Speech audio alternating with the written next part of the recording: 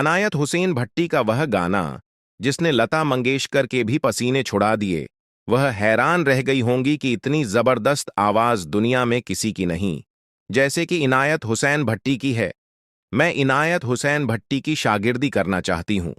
जब लता पहली बार इनायत भट्टी से मिलीं, तो हाथ जोड़कर खड़ी होंगी, कहने लगीं, भट्टी साहब मुझे अपना शागिर्द बना लें, मेरे कंधे पर हाथ रखकर कह दें, मैं आपकी शागिर्द हूँ। तो दुनिया में मुझे कोई भी हरा नहीं सकता। महफिल सजी हुई थी, साज खामोश खड़े थे, मगर जैसे ही इनायत हुसैन भट्टी ने सुर छेड़ा, तो फिजा में ऐसी गूंज फैली कि दीवारें भी सुनने लगीं और महफिल में बैठे बड़े बड़े फनकार एक दूसरे का चेहरा देखने लगे। उनकी आवाज में दर्द भी था, ताकत भी थी और ऐसा वकार था जो आम गायकों में नहीं मिलता, जैसे सदियों की दास्तान एक ही सांस में बयान हो रही हो। लता जी खामोश बैठी सुन रही थीं, आंखों में हैरानी और दिल में बेचैनी कि यह कैसा सुर है जो सीधा रूह पर असर कर रहा है।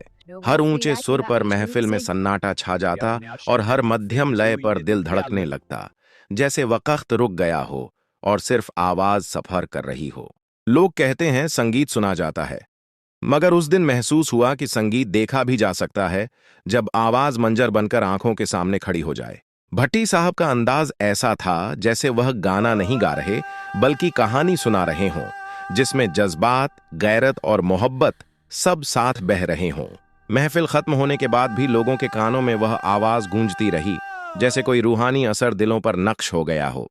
कहते हैं, असली उस्ताद वह होता है जिसकी एक नजर शागिर्द की तकदीर बदल दे, और इनायत हुसैन भट्टी का शुमार उन्हीं नायाब फनकारों में होता था जिनके सामने बड़े बड़े सर झुका करते थे। उनकी सादगी में अजमत थी और उनकी बातचीत में वह ठहराव जो सिर्फ सच्चे फनकारों के नसीब में आता है। जब वह किसी की आवाज सुनते तो फौरन पहचान लेते कि उसमें कितनी सच्चाई है और कितनी मेहनत की जरूरत है। उनके हाथ का रखा हुआ हाथ मानो दुआ बन जाता था, जैसे फन की दुनिया में कामयाबी का दरवाजा खुल गया हो। लोग दूर दूर से सिर्फ एक नसीहत सुनने आते, क्योंकि उनके अल्फाज में तजुर्बा था, वक्त की सच्चाई थी और फन की इज्जत थी। वह शागिर्दी को सिर्फ गाना सिखाना नहीं समझते थे, बल्कि किरदार, सब्र और आजिजी भी सिखाते थे। इसीलिए जो उनके करीब आया वह सिर्फ गायक नहीं बना, बल्कि फन की पहचान बन गया। आज भी जब उनका जिक्र होता है तो पुरानी महफिलों की खुशबू फिजा में फैल जाती है और लोगों की आंखों में वही एहतराम वापस आ जाता है जो सच्चे फनकार के लिए होना चाहिए। उनकी आवाज वक़्त की हदों से निकलकर आज भी दिलों तक पहुंचती है, जैसे माजी हाल को पुकार रहा हो।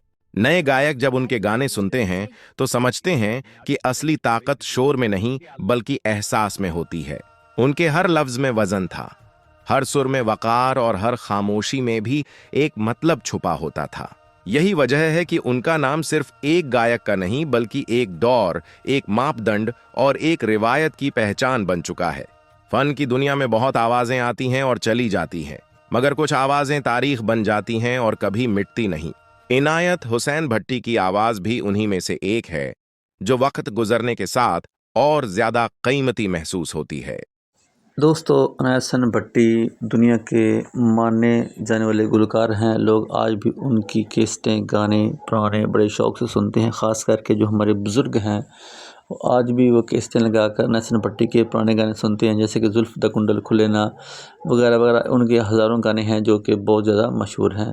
और लता मंगेशकर के भी बहुत इंटरव्यू आए हैं, वो कहती हैं कि मैं मैडम नूरजहां अनायत हुसैन भट्टी को बहुत ज़्यादा पसंद करती हूँ, क्योंकि उनकी आवाज़ में जादू है। लोग उनको बहुत ज़्यादा पसंद करते हैं और मैं भी उनको पसंद करती हूँ।